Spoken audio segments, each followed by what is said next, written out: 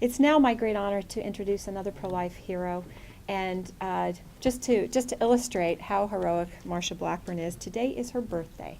So I appreciate you celebrating your birthday with us, and how appropriate as well.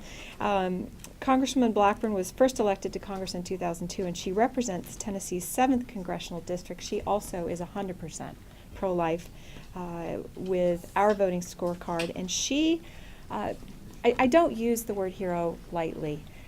Coming out of an election where the issue, if we heard it once, we heard it a million times, that Republicans were waging a war on women.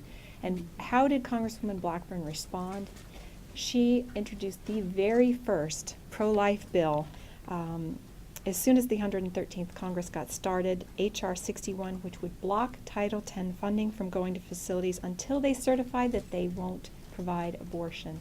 That is a really politically incorrect thing to do, and I'm honored to know you. You know, it is one of those things people say, well, wasn't there a war on women? Well, the Democrats tried to make it that way, and we were fully aware of that. But what we need to be certain is that as we look at women's issues, life is a women's issue. It's a family issue. And what we want to make certain is that we are doing our part to defend it and to make certain that we improve the quality of life. And I always find it so very interesting in talking with women. When you talk about unborn children, science is on our side. And I would encourage you, as you talk to your friends, I know I use this when I talk to my friends. And so many now are having that first grandchild. And as soon as they get that sonogram and the ultrasound, and they hear the heartbeat, and they find out if it's a girl or boy, it's a baby, and baby has a name. And plans are being made. And the birth date is just anticipated, and everyone is excited. So talk about it in those terms. Talk about science and how we are able to, Dr. Fleming just spoke to this, how they're able to increase the outcomes in the term, carrying babies to term, by being able to do these surgeries that are very delicate and very intricate. So this is an area where science is on our side. Now, as you talk about that and talk about life, it's also a great opportunity to talk about what Planned Parenthood has done. You know, one of the things that gets people the most right now is cronyism and the federal government showing favoritism and making grants without accountability. And look, Planned Parenthood is a great example of that. $542 million last year. And we find out that they're big abortion business. They are in business to make a big profit, to the point that now they have a requirement that all of their affiliates perform abortions.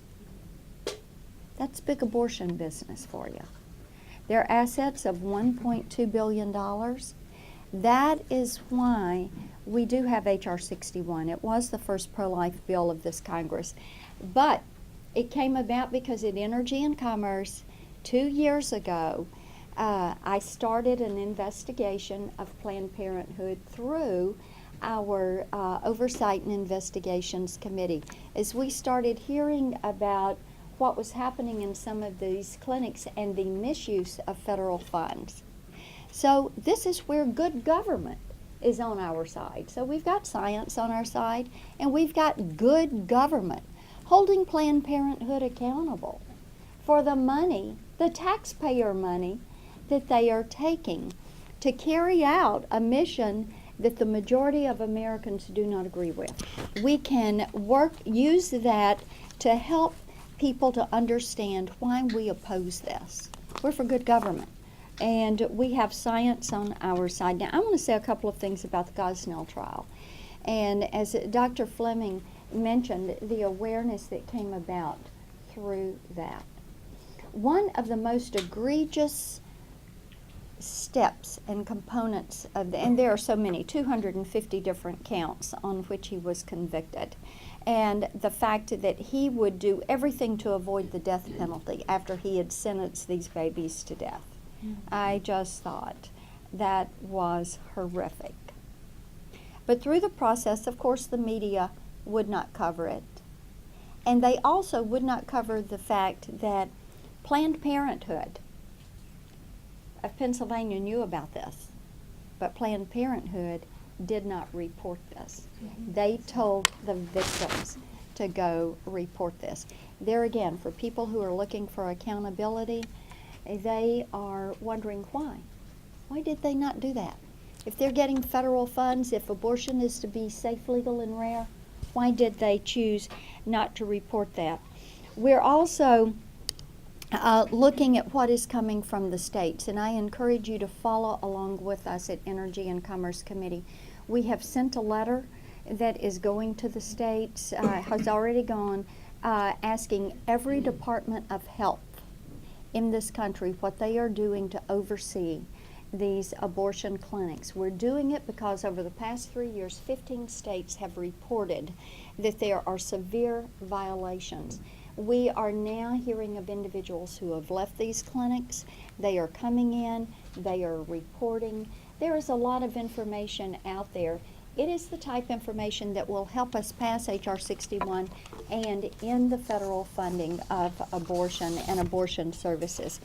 The other component that we will have, Senator Lee has a resolution in the Senate, and I've got it in the House, to examine the practices that have led to this multi-state breakdown of oversight. So as we continue at Energy and Commerce Committee to continue with our Planned Parenthood investigation, to do this oversight and investigation, then we will add to it what has happened through the states. Why would they have chosen to turn a blind eye and not regulate these clinics and go for years and not go into these clinics? Years. So that will be on our plate as we begin to move forward.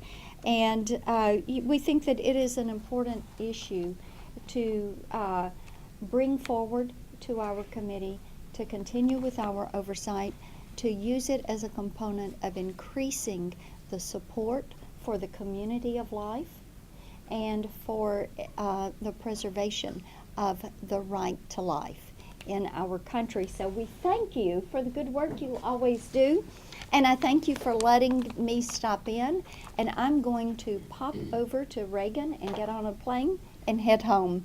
Thank you.